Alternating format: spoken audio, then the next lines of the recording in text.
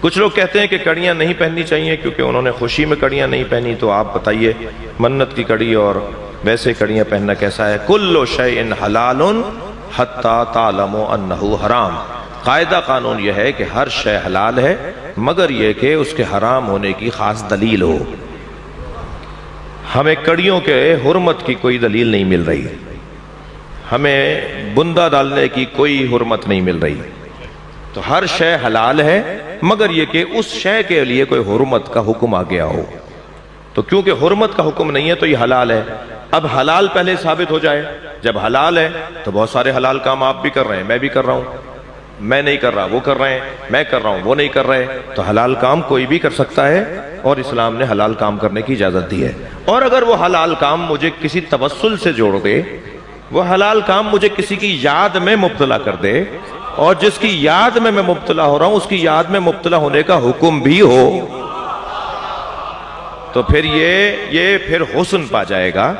لہٰذا کڑیوں کو، بندوں کو مثال کے طور پر، حتیٰ کلابے، ایک صاحب کہنے لگے یہ تو ہندوؤں کی چیزیں، میں نے کہا ہو سکتا ہے ہماری ہوں، ہندوؤں نے لے لی ہوں،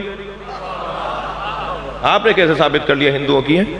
ہو سکتا ہے ہمارے ہوں، ہم یہاں حاکم رہے ہیں بھائی، بر صغیر میں مسلمانوں کی حکومت تھی نا، ہم زیادہ مضبوط تھے، ہندوؤں سے زیادہ مضبوط تھے، ہو سکتا ہے ہماری چیزیں انہوں نے لی ہوں۔ تو اگر فرض کریں ان کی بھی چیز ہے تو کیا آپ یہ ڈالتے وقت نیت کرتے ہیں کہ میں ہندوؤں کے مطابق زندگی گزار رہا ہوں؟ آپ کے تو ذہن میں بھی نہیں ہوتا کہ ہندوؤں کی چیز ہے، آپ کی اپنی چیز ہے۔ بہت ساری چیزیں جو آپ نے عیسائیوں سے لی ہوئی ہیں، بہت ساری چیزیں جو آپ نے یہودیوں سے لی ہوئی ہیں، بہت ساری چیزیں جو پنجابیوں نے سندھیوں سے لی ہوئی ہیں، سندھیوں نے پختونوں سے لی ہوئی ہیں، تو کیا مطلب ہے؟